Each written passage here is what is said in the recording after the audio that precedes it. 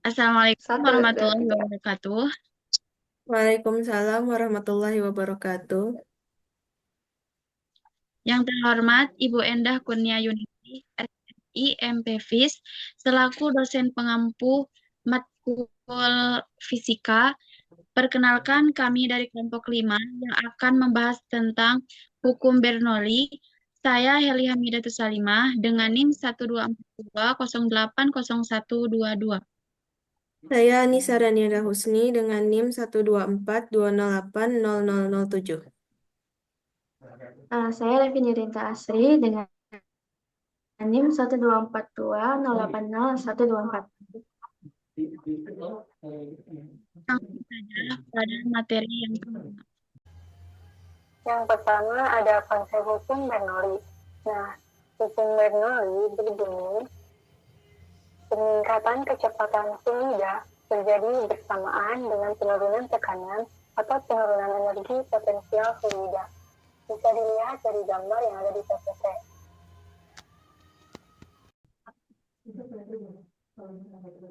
Nah, selanjutnya ada materi yang kedua, prinsip dasar hukum Bernoulli. Hukum Bernoulli menyatakan bahwa aliran fluida yang stabil terhadap hubungan antara tekanan, kecepatan, dan ketinggian. Jika kecepatan fluida,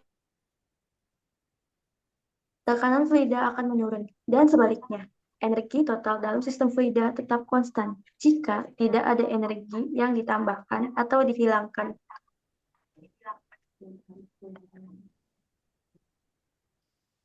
Selanjutnya ada persamaan Bernoulli.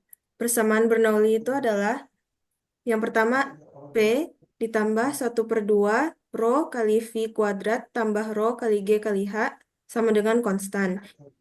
Atau P1 ditambah 1/2 rho dikali V1 kuadrat ditambah rho dikali G dikali H1 sama dengan P2 ditambah 1/2 rho dikali V2 kuadrat ditambah rho GH2.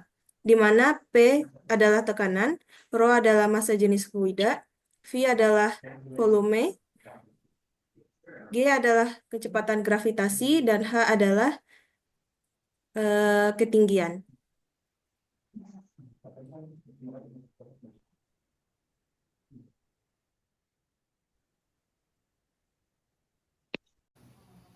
Yang selanjutnya ada kaitan antara hukum Bernoulli dengan sistem peredaran darah.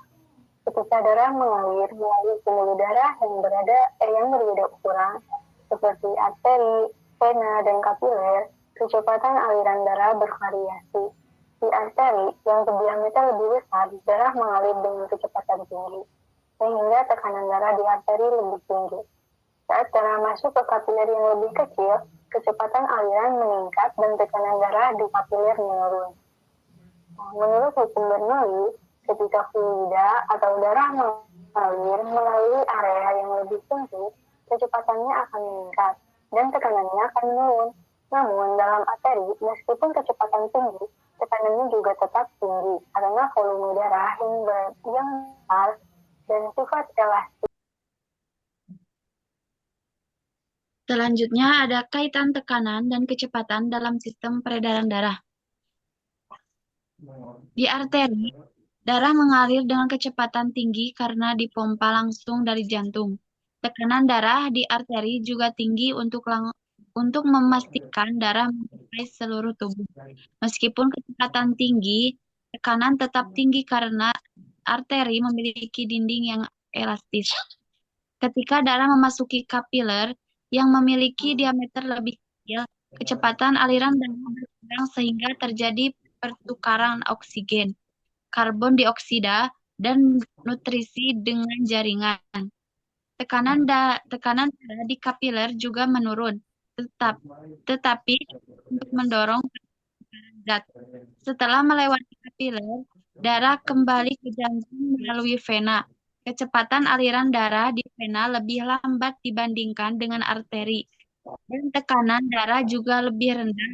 Ini disebabkan oleh adanya resistensi atau penghambatan dari pembuluh darah yang lebih besar dan efek gravitasi.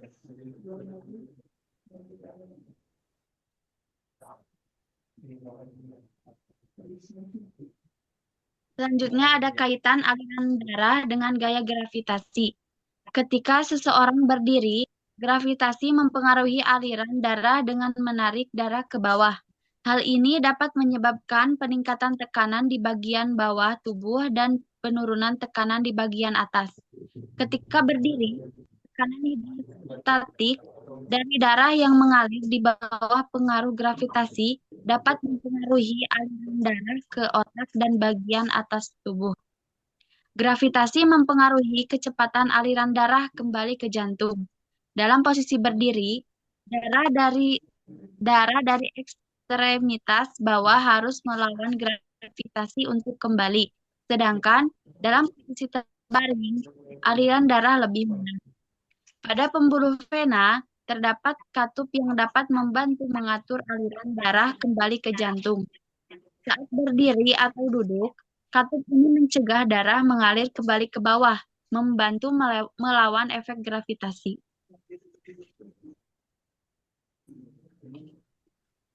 Nah, selanjutnya ada dampak atau pengaruh penyempitan pembuluh darah.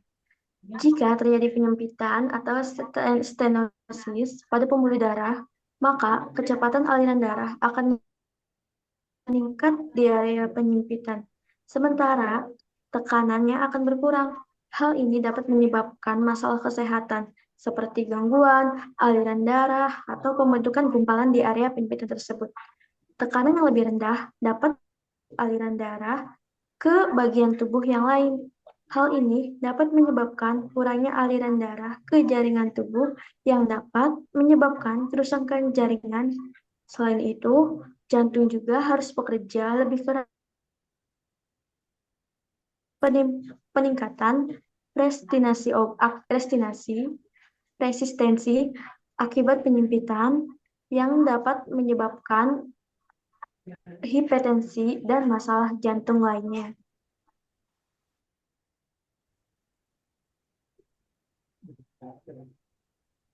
Terakhir adalah kesimpulan. Jadi, hukum Bernoulli ini membantu menjelaskan dinamika atau proses aliran darah dalam sistem peredaran darah. Pemahaman tentang bagaimana tekanan dan kecepatan darah saling berhubungan dalam sistem peredaran darah sangat penting dalam diagnosis dan pengobatan berbagai kondisi kardiovaskular. Dengan demikian, aplikasi hukum Bernoulli dalam sistem peredaran darah memberikan wawasan yang berharga tentang bagaimana tubuh manusia mempertahankan sirkulasi darah yang efisien.